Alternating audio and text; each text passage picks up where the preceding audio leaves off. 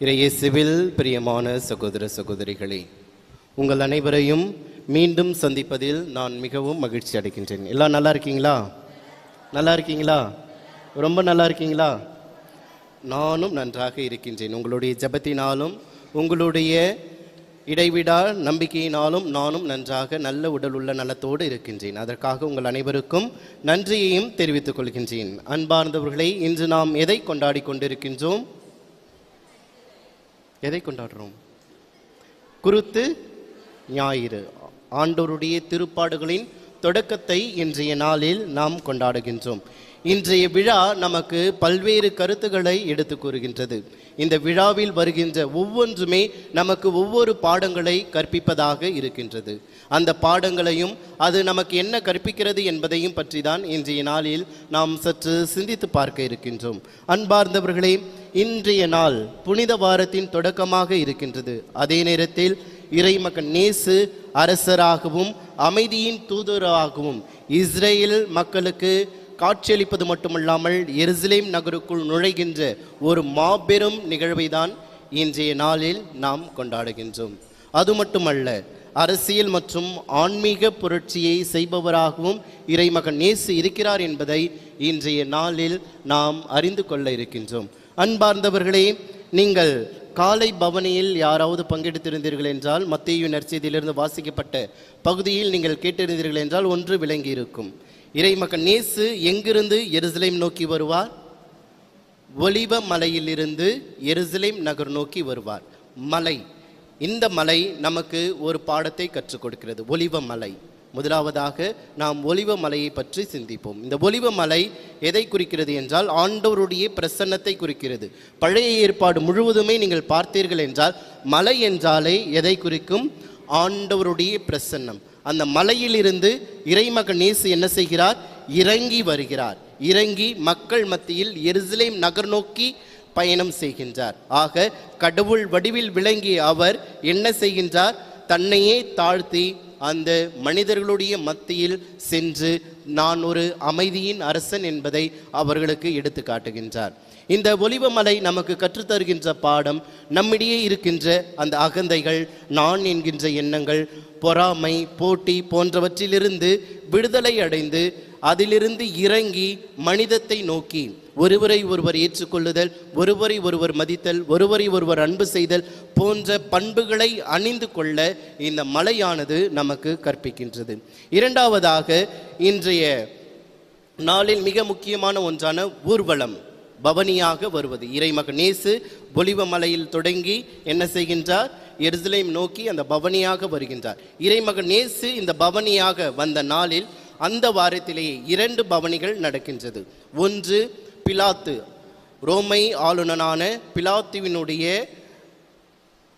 பிலாத்துவினுடைய ஊர்வலம். அது என்ன என்றால், பிலாத்து தன்னுடைய அதிகாரத்தை காட்டுவதற்காக குதிரைகளுடனும் ஆயுதம் தாங்கிய படை வீரர்களுடனும் என்ன செய்கின்றார்?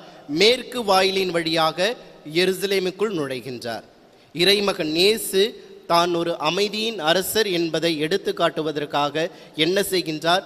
கழுதையின் மீது கிழக்கு வாயிலின் வழியாக எருசலேம் நகருக்குள் நுழைகின்றார். இந்த 2 ஊர்வலங்களும் நமக்கு ஒரு விதமான பாடத்தை கற்றுக் கொடுக்கின்றது.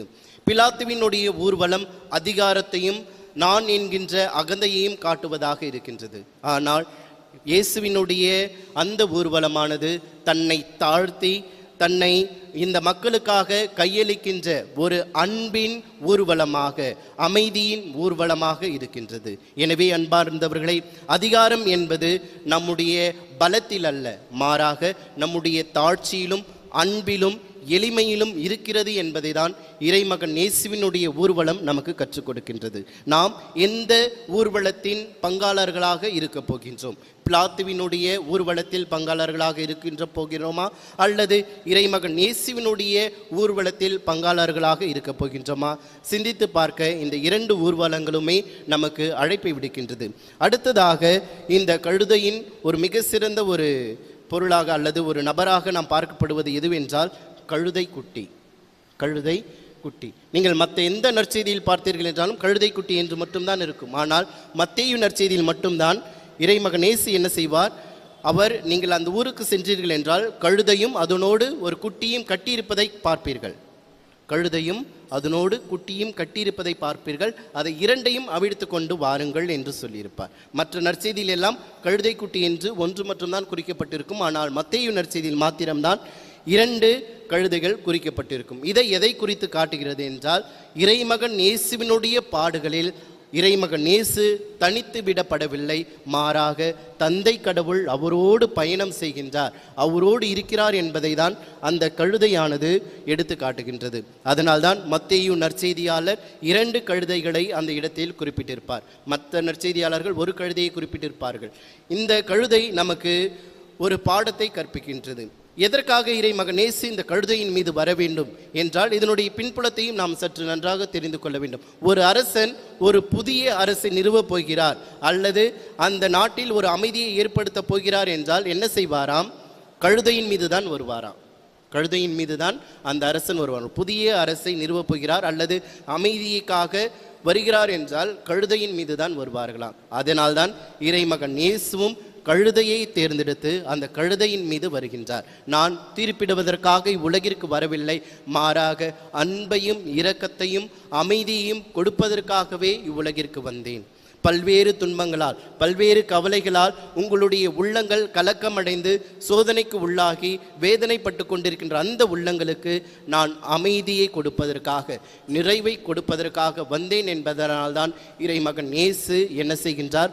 கழுதையின் மீது ஊர்வலம் வருகின்றார். அது மட்டுமில்லாமல் இந்த மத்தேயு நற்செய்தியாளர் அழகாக சொல்லியிருப்பார், அங்கே கழுதை கட்டியிருக்கும், அதை அவிழ்த்து கொண்டு வாருங்கள் என்று சொல்லியிருப்பார். அந்த அவிழ்த்து கொண்டு வாருங்கள், நாம் ஆண்டவரிடம் செல்ல போகிறோம் என்றால் நம்முடைய பயம், நம்முடைய தாழ்வு மனப்பான்மை, நான் என்கின்ற எண்ணம் போன்ற பல்வேறுவற்றிலிருந்து அவிழ்க்கப்பட்டவர்களாக, நம்முடைய பாவங்களிலிருந்து அந்த பாவக்கட்டுகளிலிருந்து அவிழ்க்கப்பட்டவர்களாக நாம் என்ன செய்வோம்? ஆண்டவரிடம் செல்வோம். எனவே நம்முடைய கட்டுகள் அனைத்தும் அவிழ்க்கப்பட வேண்டும் என்றால் நாம் ஆண்டவரை நோக்கி பயணம் செய்பவர்களாக இருக்க வேண்டும். எனவே ஆண்டவரிடம் நம்மை முழுமையாக சரணாகதி ஆக்கின்றோமா என்று சிந்தித்து பார்க்க வேண்டும். அடுத்ததாக இன்றைய நாளில் நாம் அதிகமாக பயன்படுத்துகின்ற இந்த குருத்து ஓலையும் நமக்கு ஒரு பாடத்தை கற்றுக் கொடுக்கின்றது. இந்த குருத்து ஓலை எதை குறித்து காட்டுகிறது என்றால், வெற்றி, மகிழ்ச்சி, அமைதியின் அடையாளமாக இது இருக்கின்றது. வெற்றி, மகிழ்ச்சி மற்றும் அமைதியின் அடையாளமாக இந்த குருத்தானது பயன்படுகின்றது. அதனால்தான் ஒருவர் வெற்றி பெற்று வருகிறார் என்றால் இந்த குருத்தோலைகளை கொண்டு இந்த இஸ்ரேல் மக்கள் வரவேற்பார்கள். அந்த ஒரு எண்ணத்தில் தான் இவர்கள் என்ன செய்கின்றார்கள்? இயேசுவையும் அதே குருத்தோலைகளை ஏந்தி ஓசானா கீதம் பாடி அவரை வரவேற்கின்றார்கள். இந்த குருத்தோலையும் நமக்கு ஒரு விதமான பாடத்தை கற்றுக் கொடுக்கின்றது. இன்றைய நாளில் நாம் பார்க்கின்ற இந்த குருத்தோலைகள், அழகழகான சிலுவைகளை நாம் செய்கின்ற இந்த குருத்தோலைகள் விவிதி புதன் அன்று என்னவாக மாறுகிறது? சாம்பலாக மாறுகின்றது. இது நமக்கு கற்றுத்தருகின்ற பாடம். இன்று நாம் பெரிய இடத்தில் இருக்கலாம், பெயரும் புகழும் பெரிய மேன்மையும் கொண்ட மக்களாக இன்றைய நாளில் நாம் இருக்கலாம். ஆனால் இது ஒருபொழுதும் நிலையானது இல்லை. இதுவும் ஒரு நாள் அழிந்து போகும் என்பதை குறித்து காட்டுவதாக தான் இந்த ஓலைகள் இருக்கின்றது. எனவே இந்த குருத்து ஓலையை போல நாம் என்றுமே செழுமையாக இருக்க போவதில்லை. முதுமையும் சாவும் ஒரு நாள் நம்மை தழுவியே தீரும். எனவே நான் என்ற அகங்காரத்தினாலோ அல்லது என்னிடம் செல்வாக்கு இருக்கிறது என்ற எண்ணத்தினாலோ ஒருபொழுதும் நாம் வாழாமல் நம்மையே தாழ்த்தி கடவுளிடம் நம்மை முழுமையாக சரணாகதியாக்க இந்த குருத்தோலைகள் நமக்கு கற்றுக் கொடுத்து அழைப்பினை கொடுக்கின்றது. அடுத்ததாக இந்த ஆண்டவர் இயேசு கிறிஸ்து பவனியின் வரும்பொழுது இந்த ஆடைகளை விரிப்பார்கள். எதற்காக இந்த ஆடைகளை விரிப்பார்கள் என்று தெரியுமா? அரசரை வரவேற்பதற்காக. அதற்கு மட்டும்தானா? அன்பார்ந்தவர்களே, இந்த ஆடைகளை விரித்தல் என்பது தன்னுடைய மக்கள், அதாவது தன்னுடைய அரசருக்கு தன் மக்கள் முழு சரணாகதியை காட்டுவதாக, இனிமேல் நீங்கள் தான் எனக்கு எல்லாம், நீங்கள் சொல்வது போல் நாங்கள் நடப்போம் என்பதை, முழு சரணாகதி ஆகிறோம் என்பதை காட்டுவதாக தான் அந்த ஆடை விரித்தல் இருக்கின்றது. அதனால்தான் அவர் இறைமகன் இயேசு உள்ளே வருகின்ற பொழுது அந்த ஆடைகளை விரிக்கின்றார்கள். அது மட்டுமல்ல, இன்னொரு சிறப்பும் இருக்கிறது. என்ன என்றால், இந்த கிழக்கு வாயில் சற்று சருவலாக இருக்கும். பளபளப்பானதாகவும் இருக்கும். அந்த பாதையில் நடக்கின்ற பொழுது வழுக்கி விடாமல் இருப்பதற்காகவும் அவர்கள் என்ன செய்கின்றார்கள்? தங்களுடைய ஆடைகளை விரித்து கொண்டே வருகின்றார்கள். அதன் மீது இறைமகன் இயேசு நடந்து வருகின்றார். எனவே இந்த நிகழ்வில் இருந்து நாம் கற்றுக்கொள்ள வேண்டிய பாடம், இந்த ஆடைகள் நமக்கு கற்றுத்தருகின்ற பாடம், ஆண்டவரிடம் நாம் முழுமையாக சரணாகதி ஆக வேண்டும். நான் என்கின்ற எண்ணத்தினாலோ அல்லது பிறவற்றிலோ ஒருபொழுதும் நில்லாமல், ஜபத்தோடு நின்று விடாமல், மாறாக முழு சரணாகதியின் ஆண்டவரே எனக்கெல்லாம் நீர்தான், எனக்கெல்லாம் நீர்தான். எனக்கு எதிராக எவ்வளவோ கிளர்ச்சிகள் எழுகின்றது. இவர்கள் என்னை திட்டுகிறார்கள், அவர்கள் என்னை பேசுகிறார்கள், அல்லது இவர்கள் என்னிடம் பொய் பேசுகிறார்கள், இவர்கள் என்னை மதிக்கவில்லை, அவர்கள் என்னை கொடுமையாக நடத்துகிறார்கள் என்று நமக்குள் இருக்கின்ற எல்லாவற்றையுமே கடவுளிடம் கொடுத்து நான் உம்மிடம் முழுமையாக சரணாகதி ஆகிறேன் என்பதை குறித்து காட்டுவதாக இந்த ஆடை இருக்கின்றது. இந்த ஆடையை போல நாமும் ஆண்டவரிடத்தில் முழுமையாக சரணாகதியாகி நம்மையே கையளிக்க இந்த விழா நமக்கு அழைப்பு விடுக்கின்றது. இறுதியாக இன்றைய நாளில் நாம் அதிகமாக பாடுகின்ற ஓசானா, இன்றைய நாளில் நாம் அதிகமாக பாடுகின்ற அல்லது சொல்லுகின்ற அந்த வார்த்தை ஓசானா. இந்த ஓசானா என்ற வார்த்தையினுடைய பொருள் இப்பொழுதே எங்களை மீட்டருளும், இப்பொழுதே எங்களை மீட்டருளும் என்பதாகும். இந்த மீட்பை நாம் பெற்றுக்கொள்ள வேண்டும் என்றால் நம்மிடம் அன்பு, தாழ்ச்சி, பொறுமை, கனிவு என்பது இருக்க வேண்டும். இவைகள் இல்லை என்றால் ஆண்டவருடைய மீட்பில் நாம் பங்காளர்களாக இருக்க முடியாது. இந்த பவனியின் பொழுது பரிசேயர்களும் சதுசேயர்களும் என்ன செய்திருப்பார்கள்? மக்களை பாடக்கூடாது, அமைதியாக இருங்கள் என்று திட்டியிருப்பார்கள். எதற்காக கூச்சல் இருக்கிறீர்கள்? அமைதியாக இருங்கள் என்று. உடனே ஆண்டவர் இயேசு சொல்லியிருப்பார், இவர்கள் பாடாவிட்டால், இவர்கள் பேசாவிட்டால் இந்த கற்களே பேசும் என்று சொல்லியிருப்பார். அப்படி என்றால் அதன் மூலமாக அவர் என்ன சொல்ல வருகின்றார்?